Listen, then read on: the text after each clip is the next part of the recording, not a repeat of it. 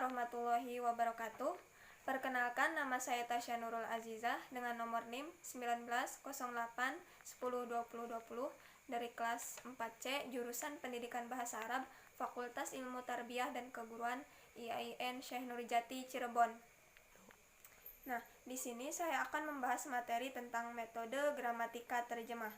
Nah, di mana materi kali ini dibagi ke dalam 6 pembahasan. Yang pertama yaitu ada latar belakang metode gramatika terjemah, yang kedua yaitu ada landasan teori, yang ketiga ada karakteristik, yang keempat ada tujuan, yang kelima peran guru dan peran siswa, dan yang terakhir yaitu kedudukan materi atau bahan ajar.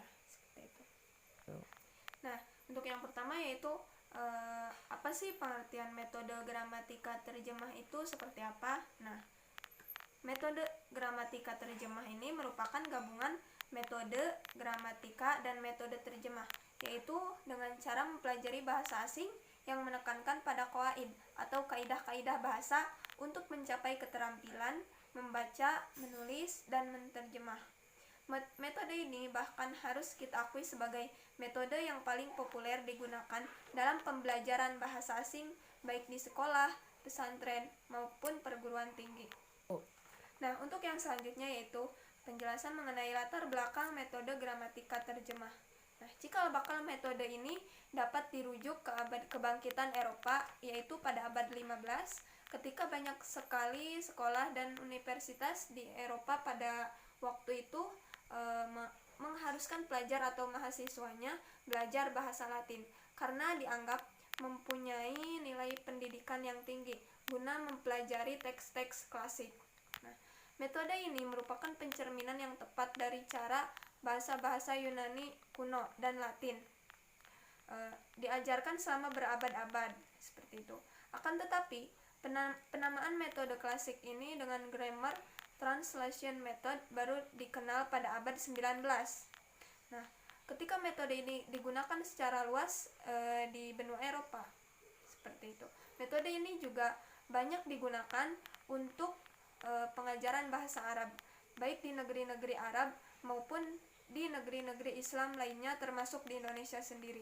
Sampai akhir abad ke-19 di negeri kita Indonesia, metode ini masih digunakan untuk tingkat di pondok pesantren salafi contohnya seperti itu. Nah, untuk selanjutnya yaitu pembahasan mengenai landasan teori metode gramatika terjemah. Nah, asumsi yang mendasari metode terjemah dan qawaid adalah suatu logika semesta atau al-mantik al-alami atau universal logic yang menyatakan bahwa suatu bahasa di dunia dasarnya sama dan tata bahasa ialah cabang logika.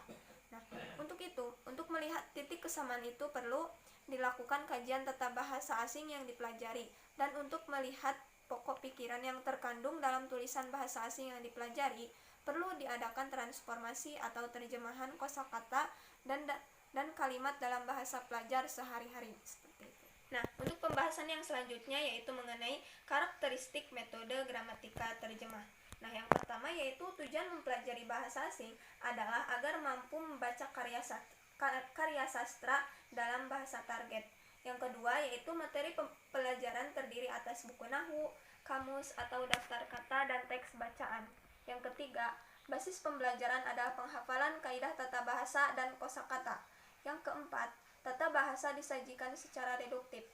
Yang kelima, teks bacaan berupa karya sastra klasik atau kitab keagamaan lama. Yang keenam, basis pembelajaran adalah penghafalan kaidah tata bahasa dan kosakata. Yang ketujuh, bahasa ibu pelajar digunakan sebagai bahasa pengantar dalam kegiatan belajar mengajar. Dan yang kedelapan yaitu peran guru aktif sebagai penyaji dan peran pelajar pasif sebagai penerima materi seperti itu.